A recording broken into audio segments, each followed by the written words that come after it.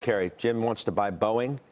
If you think there's going to be some sort of détente coming, out of this weekend, what else do you want to buy? Do you want to stay with the semi-trade?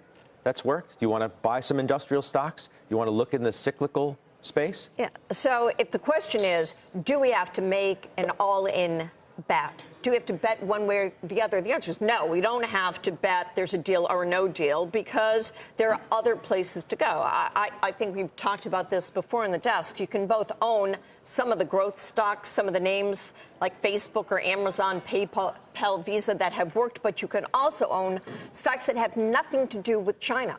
So we own Waste Connection, Sherwin-Williams, Zoetis. It's a veterinary company. You can own all sorts of names that are not related to the China deal that are still growing earnings 10% and play it both ways. You can hedge your bet there, Doc, because it's too tough to do it. How do you do it, Doc? You got S&P tech sector up 26%. It's the top performing S&P sector over the last 3 months, the last 6 months, and year to date. And tech has a lot riding on the outcome in Osaka. And we talked yesterday, Scott, about the Micron call, where they said if these issues persist with Huawei, that it's going to affect their income out into 2020. And yet we had a number of firms upgrade or move targets up in Micron. And I think that reflects some optimism that something's going to get done. But I will say, as I've said before, that I believe, Scott, you're going to see the Chinese stocks react bigger to positive news out of this summit than you're going to see U.S. stocks.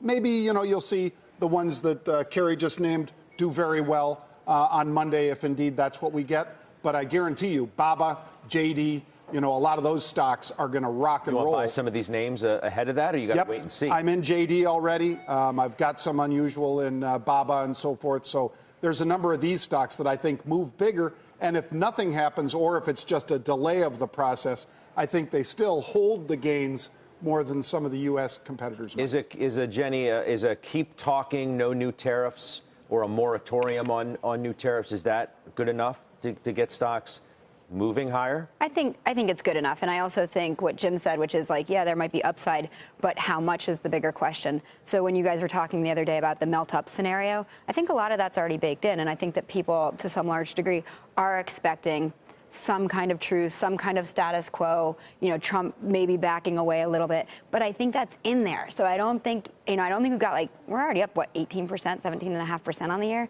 I don't think we've got up 10% from here.